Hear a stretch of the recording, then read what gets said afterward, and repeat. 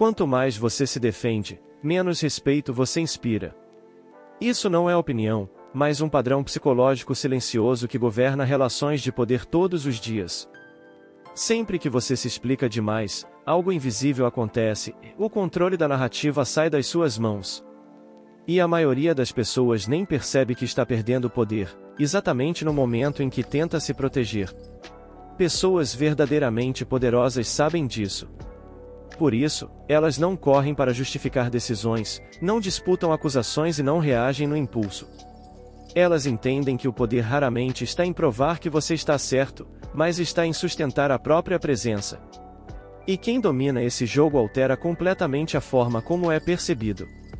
No entanto, esse padrão não é novo. Séculos atrás, Nicolau Maquiavel já observava que, no jogo do poder, quem reage no impulso quase sempre perde posição. Para ele, a autoridade não se sustenta na explicação, mas na forma como os outros percebem sua firmeza. Então, se você já saiu de uma discussão sentindo que perdeu algo, mesmo tendo razão, este vídeo vai explicar por quê. Aqui você vai entender como a reatividade emocional enfraquece seu status psicológico, por que a autoridade silenciosa intimida mais do que argumentos, e como o silêncio, quando bem usado, se transforma em controle real. Existe uma armadilha psicológica silenciosa que quase todo mundo cai sem perceber: a defesa imediata. Quando alguém se sente acusado, questionado ou provocado, a reatividade emocional assume o comando, e a primeira resposta costuma ser explicar, justificar, se defender. Mas o que poucos percebem é que, nesse instante, o poder psicológico já mudou de mãos.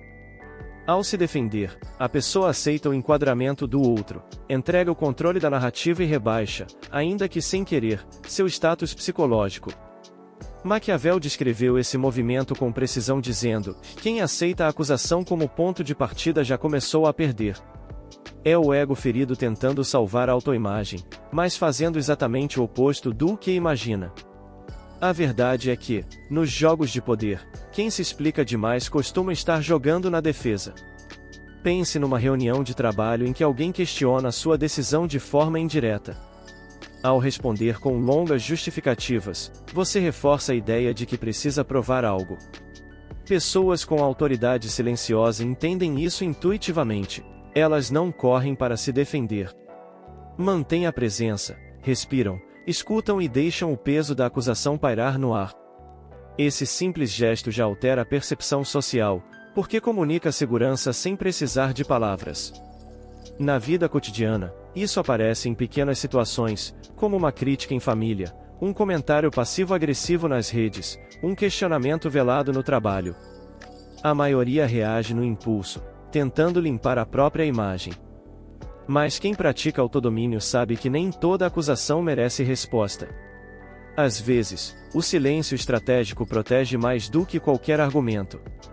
E é justamente aí que começa a diferença entre quem vive refém da reação e quem, pouco a pouco, aprende a conduzir o jogo, abrindo espaço para uma estratégia ainda mais sutil, que envolve silêncio e reenquadramento. Quando alguém confronta outra pessoa publicamente, quase nunca está buscando clareza, está testando limites. E é por isso que nesses momentos, responder rápido demais costuma ser um erro. O silêncio estratégico funciona como uma pausa que desloca o eixo do poder psicológico. Em vez de entrar no jogo da acusação, a pessoa mantém a presença e se recusa a alimentar a narrativa imposta. Maquiavel entendia que, em confrontos públicos, a contenção muitas vezes intimida mais do que qualquer resposta brilhante. Isso confunde, porque quebra a expectativa de confronto direto e obriga o outro a lidar com o próprio impulso de ataque. Há respostas mínimas que valem mais do que longas explicações. Frases simples, ditas com calma como: "Se é assim que você vê", ou "Entendo o seu ponto", não são submissão, são reenquadramento. Elas preservam o controle da narrativa e mantêm o status psicológico intacto. Em reuniões, por exemplo, esse tipo de postura frequentemente faz o acusador continuar falando, exagerar ou se contradizer. A autoridade silenciosa não precisa vencer no argumento, ela vence no campo da percepção social. Na prática, isso exige autodomínio. O ego ferido vai querer reagir, provar, justificar, salvar a autoimagem a qualquer custo. Mas quem entende os jogos de poder, sabe que nem todo ataque merece resposta direta. Em discussões online, por exemplo, ignorar provocações ou responder com neutralidade, costuma desarmar mais do que qualquer texto bem escrito. Esse uso consciente do silêncio não é passividade, é estratégia. Uma ferramenta que prepara o terreno para algo ainda mais poderoso, a serenidade constante que transforma a forma como os outros escolhem, ou evitam, atacar. Com o tempo, pessoas verdadeiramente fortes aprendem algo contraintuitivo. O poder não nasce da explicação, mas da serenidade. Maquiavel já alertava que quem tenta parecer inocente o tempo todo, acaba parecendo fraco. Quem vive se justificando, transmite urgência, ansiedade e reatividade emocional. Sinais claros de um ego ferido tentando proteger a própria autoimagem.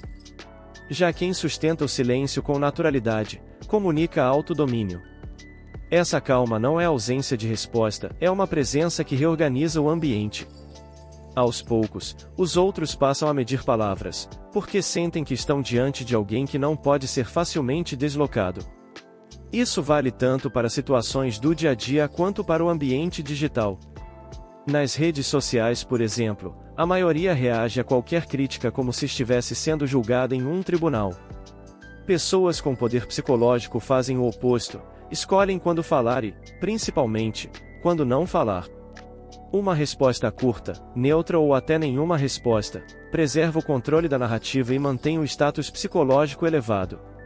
A autoridade silenciosa se constrói justamente aí, quando a percepção social começa a associar aquela pessoa à estabilidade, clareza e força interior.